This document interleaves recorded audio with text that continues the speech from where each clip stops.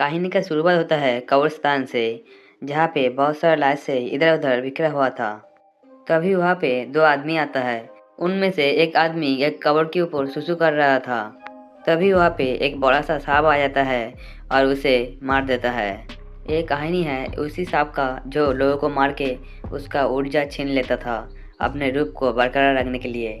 वो सांप दूसरे आदमी को भी मार देता है और उसका ऊर्जा छीन लेता है। कुछ दिनों के बाद वहाँ पे 2 आदमी आता है, जिसमें एक बहुत ही सुई धागा में माहिर था, जो इंसान को किसी भी कटे हुए अंग को जोड़ सकता था और उसमें प्राण दे सकता था। तब वहाँ पे एक लड़की आता है और कहता है कि उसको बहन को किसी ने मार दिया है और उन लोगों से मदद मांगता है। वो दोनों उस लड़की का हेल्प करने के लिए चला जाता है।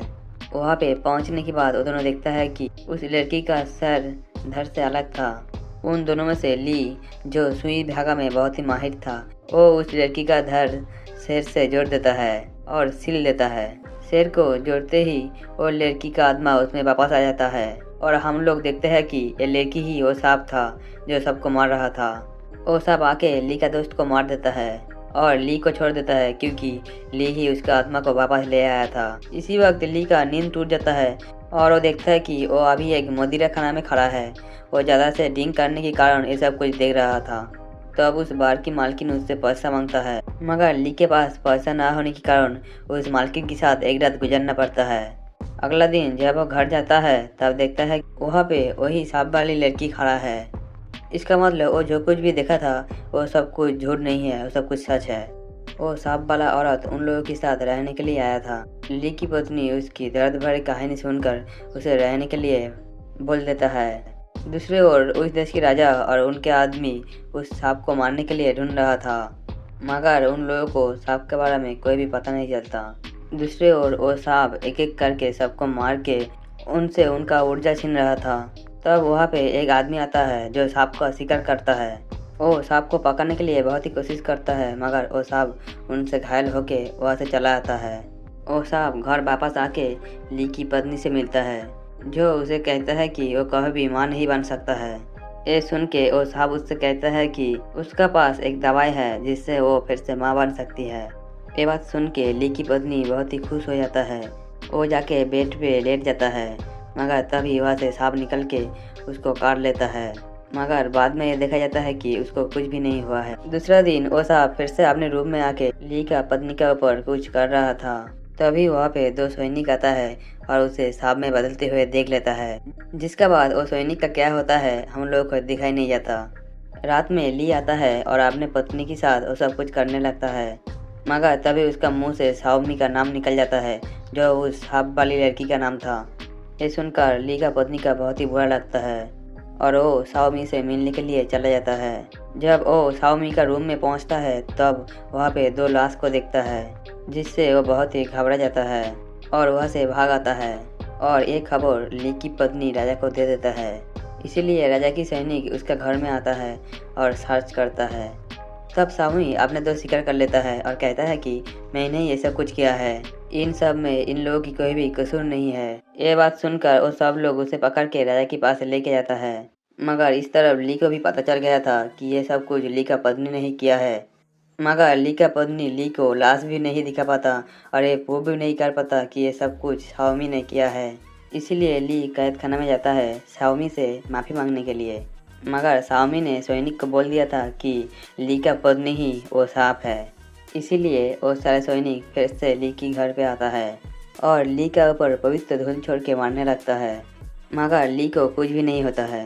पर जब वो लोग ली का पत्नी के ऊपर ये धूल देता है तो उसका गाल जलने लगता है, क्योंकि शाओमी पहले से ही उसका ट्रीटमेंट करने के नाम पे उसे पहले से ही सांप बना चुका था। यहाँ पे ली भी अपने पत्नी को समझ नहीं पाता और उसे भी मारने लगता है। जब सारे सैनिक मिलके उसको मार रहा था तब वो वहाँ से भाग जाता है। तब राजा शाओमी के पास जाता है और असली गुनहगार को छोड़ देता है और शाओमी राजा को ली का पत्नी को मारने के उपाय बताता है। दूसरी ओर ली बहुत ही ज़्यादा शराब पी रहा था और तब उसको उसका अपनी पत्नी का याद आता है। वो उसका पत्नी से बहुत ही ज़्यादा प्यार करता था, इसीलिए वो अपने पत्नी को जंगल में ढूंढने जाता है। उसका पत्नी जो भी था, इंसान या फिर शैतान, मगर फिर भी वो अपनी पत्नी को चाहता था। और इस तरफ वो असली सांप वाला साओमी भी उस ली की पत्नी के पास आ जाता है और उसे कहता है कि अगर वो ली से कुछ भी कहा तो उसे और उसका बच्चे को मार देगी। ये बात सुनकर ली का पत्नी कुछ भी नहीं कहता है और चुप रहता है। वो सारे सैनिक सांप को पकड़ने के लिए जंगल में वो सुअर की हार्ट निकल के रख दिया था, क्योंकि ली का पत्नी भी एक सांप बन गई थी, इसीलिए वो ये देख के खाने के लिए आता है।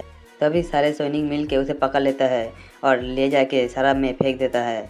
सारे सैनिक मिल के उसे मारने ही वाला था, तभी वहाँ पे ली आ जाता है और अपने पत्नी को बचाने की कोशिश करता है, मगर सारे सैनिक मिल के उसे पकड़ लेता है और शराब में आग लगा देता है, जिससे उसका पत्नी जल के मर जाता है। जब ली को पता चलता है कि उसका बीवी प्रेग्नेंट था, तब उसे बहुत ही गुस्सा आता है। वो वापस जाके सामी से शादी कर लेता है, मगर शादी के बाद पीने वाले ड्रिंक में वो जहर मिला दिया था, जो एक प्रकार की प्योर वाटर था, जिसे पीकर ली को तो कुछ नहीं होता, मगर साओमी का सारा शरीर जलने लगता है। यहाँ पे हम लोगों को पता चलता है कि वो सांप पकड़ने वाला आदमी ली को सब कुछ बता चुका था कि वो सांप और कोई नहीं, वो साओमी है, जो उसको पाने के लिए ही ये सब कुछ किया है और उसने ही सांप की मारने की जहर दिया था। जब साओमी भागते हुए कब्रिस्तान में पहुंचता है, तब वहाँ पे सारे सैनिक मिल के उसे पकड़ लेता है और उसे मारने की कोशिश करता है, मगर वो इतना ताकतवर था कि वो सारे सैनिक को मार देता है। तभी वहाँ पे सांप पकड़ने वाले आदमी आ जाता है, उसके साथ सामी का लड़ाई होता है। कुछ देर लड़ाई होने के बाद सामी उसके मुंह के अंदर जीभ घुसा के उसे काट लेता है। जब सामी उस सांप पकड़ने वाले को मारने ही वाला था, तब वहाँ पे ली आ जाता है और सुई धागा से उसे टुकड़ों में बिखर देता है, मगर उसका सारे शरीर सांप से बना हुआ था, जिससे वो फिर से जिंदा हो जाता है। उसको मारने के लिए वो सांप पकड़ने वाला आदमी छोटे छोटे छाता फेंकता है, जिनके ऊपर बहुत सारे मंत्र लिखा हुआ था, जिसको ली ने अपने सुइया धागों से एक साथ बांध दिया था। इसके बाद वो साओमी को सुइया धागों की मदद से अपने साथ बांध लेता है। जब साओमी ली को मारने ही वाला था, तब ली धागों की मदद से अपने खून उसका अंदर भेजता है। उसका पवित्र खून साओमी के अंदर जाते ही उसका गाल जलने लगता है और देखते ही देखते साओमी वहाँ पे जल के खाक हो जाता है। जिसके बाद दिखाया जाता है कि ली अब बहुत ही बुरा हो चुका है और वो अभी भी वो सुई धागों से सिलने की काम करता है और उसे अपने पत्नी की याद बहुत ही आता है। यह पे ही इस कहानी के अंत होता है। अगर ये कहानी अच्छा लगे हो तो एक लाइक और सब्सक्राइब कर देना।